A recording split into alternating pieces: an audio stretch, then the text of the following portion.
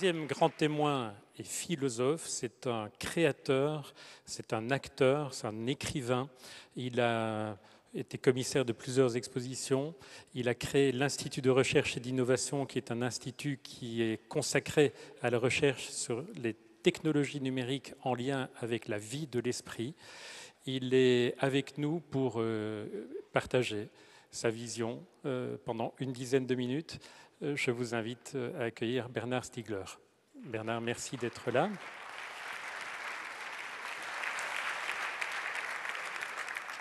Vous avez également créé Ars Industrialis, que certains connaissent. Venez, rejoignez-moi ici. Je vous confie ce public très attentif et curieux de découvrir ce que vous allez partager avec lui. Merci. Merci à vous, bonjour. Qu'est-ce que je fais là?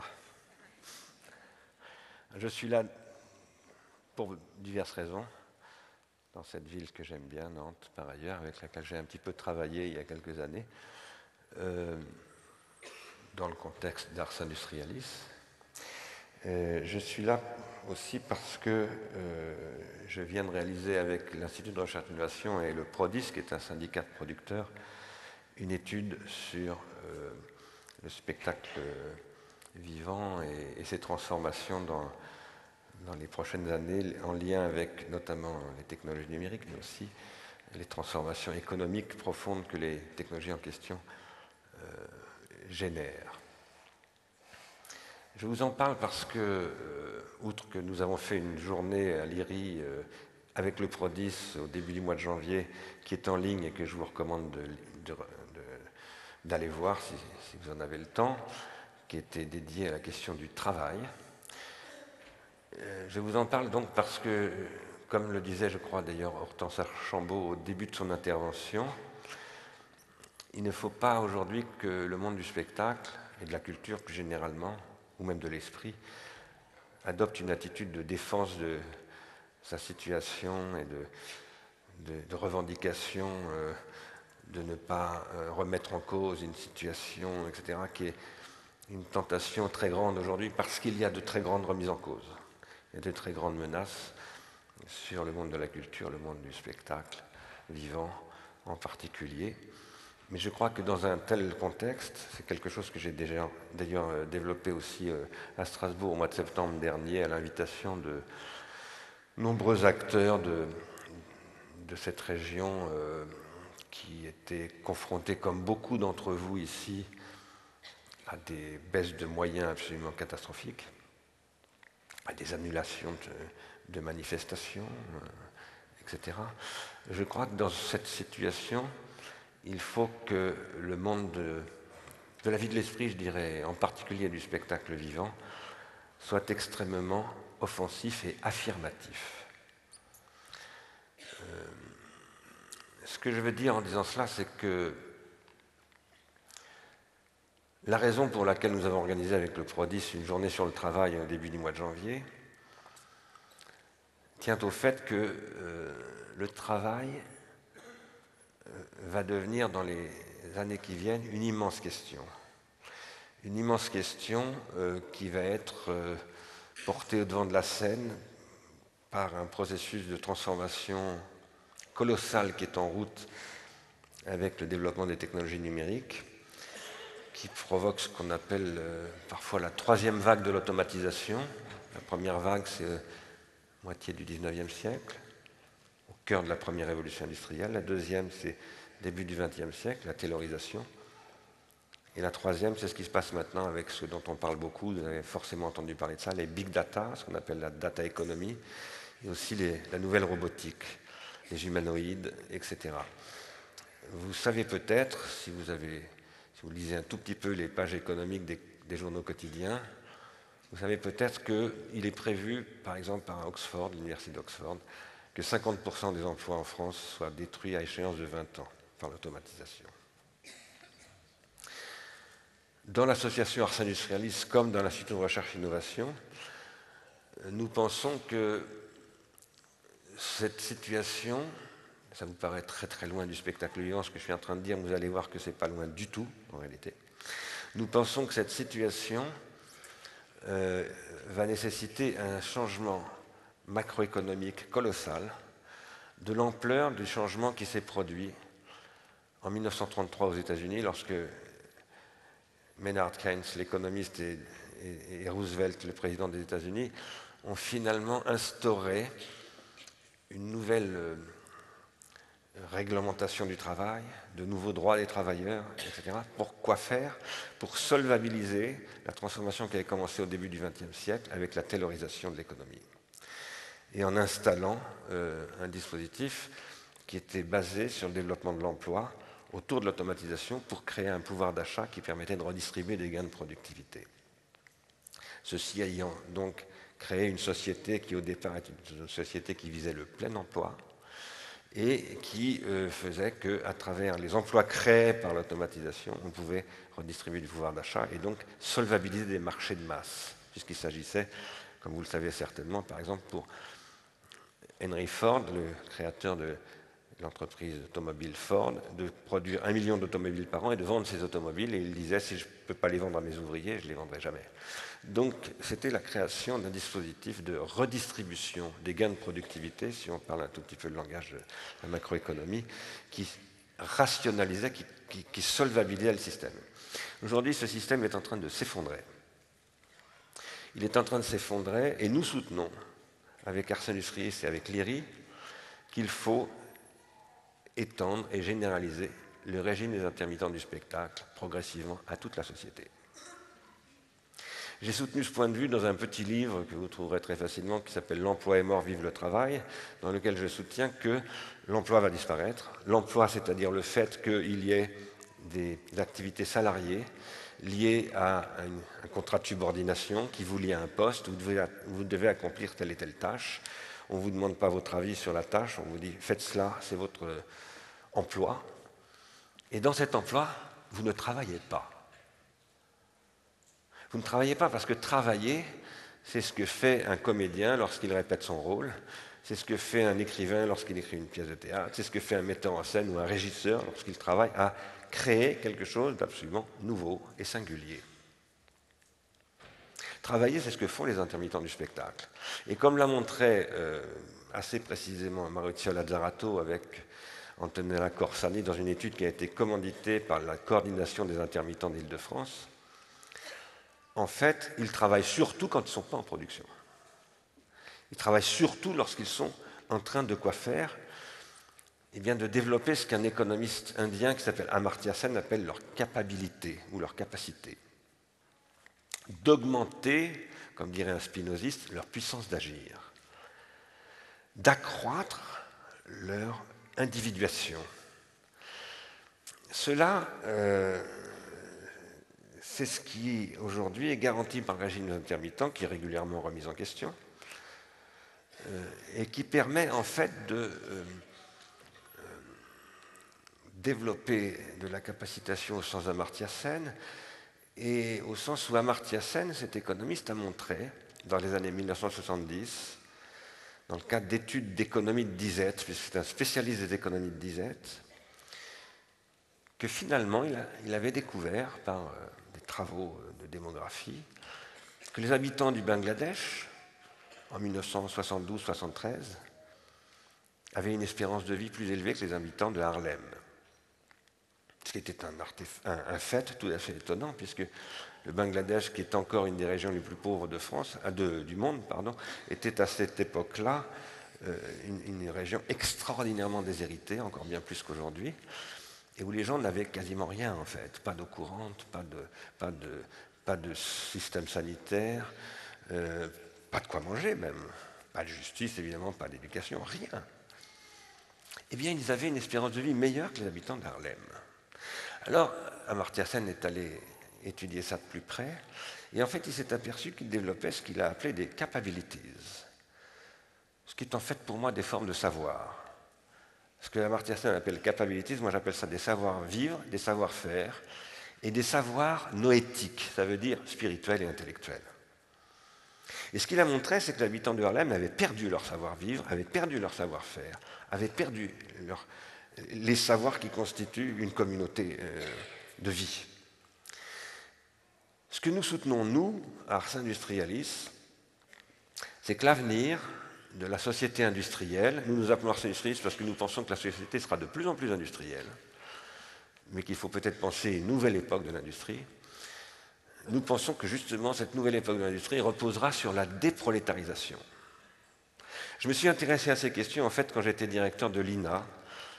Quand j'étais directeur de l'INA, j'étais directeur aussi d'Inaformation. Inaformation, certainement beaucoup d'entre vous le connaissent, c'est un lieu où on forme des intermittents du spectacle. Le plus gros bataillon des gens qui viennent se former à Inaformation, ce sont les intermittents du spectacle. Et à l'INA, j'ai découvert le régime des intermittents, le fonctionnement des intermittents, mais aussi le logiciel libre et l'organisation du travail des développeurs de logiciels qui pratiquent le logiciel libre et qui est une organisation du travail qui repose sur le partage du savoir et l'augmentation du savoir de chacun. Dans le champ du logiciel libre, idéalement, vous n'avez pas des producteurs d'un côté qui mettent en œuvre des protocoles industriels et de l'autre côté des utilisateurs qui ne connaissent absolument rien au logiciel. Non, le logiciel libre crée des communautés de savoir. Et ces communautés de savoir, elles reposent sur le partage du savoir et la circulation du savoir. Et elles aboutissent à ce qu'on appelle le développement des communs. Tout à l'heure, Hortense Archambault parlait aussi d'ailleurs des communs, des commons, comme on les appelle aujourd'hui. Nous pensons, nous, que demain, la société va se solvabiliser en étendant progressivement la capacité des individus, en déprolétarisant les comportements des individus, en progressivement réarmant leur capacitation. Et c'est ce que nous sommes en train de mettre en œuvre et de démarrer, tout près d'ailleurs de Bobigny, où Hortense sera bientôt, dans la Seine-Saint-Denis, là aussi, sur le territoire de Plaine Commune. Nous sommes en train de lancer un projet sur 10 ans autour de Saint-Denis pour faire en sorte que progressivement le régime de l'intermittent soit accessible à d'autres populations à travers toute une transformation de ce territoire qui va expérimenter un nouveau droit du travail, de nouvelles institutions de capacitation, c'est-à-dire aussi une transformation des universités, des écoles, etc. Aussi du rôle des organismes culturels qui sont des lieux de capacitation. Qu'est-ce que c'est que la capacitation? Je vais conclure là-dessus. J'ai oublié de regarder l'heure, mais je ne voudrais pas dépasser ce que j'avais promis, c'est-à-dire pas parler de plus de 10 minutes. Je crois que ça fait déjà plus que 10 minutes que je parle. Qu'est-ce que c'est que la capacitation? Je vais changer un tout petit peu de registre de vocabulaire. Dans le langage que j'affectionne beaucoup, qui est le langage de la théorie des systèmes, la capacitation, c'est ce qui produit de la négantropie. Je vais vous dire ce que c'est que la négantropie. Vous savez que nous sommes dans l'Anthropocène. Enfin, je ne sais pas si vous le savez. Mais vous devez savoir que nous sommes à une époque où 95% par exemple des climatologues disent si on ne change pas ce qui se passe sur la Terre dans les toutes prochaines années, d'ici à 2025, si on ne change pas radicalement les modes de vie, la façon de vivre, c'est foutu. Nous nous engageons dans un processus de bifurcation qui fait qu'on ne sait plus du tout où va la biosphère. Et ce qui est vrai du point de vue climatologique est vrai aussi du point de vue non pas simplement de l'environnement naturel, mais de l'environnement mental. Si vous discutez avec des psychiatres, je veux dire des hôpitaux psychiatriques, ils se disent qu'il apparaît des nouvelles formes de pathologies, de comportements très très étranges et qui sont extrêmement préoccupantes. Nous sommes en train de vivre une colossale mutation, et cette colossale mutation, c'est ce qui correspond à la fin de ce qu'on appelle l'Anthropocène. L'Anthropocène a commencé il y a 250 ans. C'est un processus par lequel l'homme est devenu une force tellurique plus importante que les forces naturelles et déséquilibre très fortement les équilibres naturels. En termes strictement physiques, ça produit une augmentation de ce qu'on appelle le taux d'entropie. L'entropie, c'est un concept qui a été élaboré au XIXe siècle à la suite de travaux d'un physicien français qui s'appelait Sadi Carnot, qui a étudié la machine à vapeur et qui en 1924 a remis un mémoire à l'Académie des sciences dans lequel il disait que, à travers son observation de la machine à vapeur, il avait mis en évidence qu'en fait l'énergie se dissipe irréversiblement. C'est une expérience que vous faites tous les matins en prenant votre petit déjeuner. Vous versez une tasse de café, il est très chaud, mais 10 minutes plus tard, il est tiède. Et 1 heure plus tard, il est froid. ce processus est inéluctable. En fait, il organise tout l'univers, toute la dynamique de l'univers. L'entropie, en 1865, un savant allemand, Clausius, a montré qu'en fait, c'était ce qui organisait la physique en général. Et en 1924, un astrophysicien a montré que c'était ce qui conduisait à l'expansion de l'univers.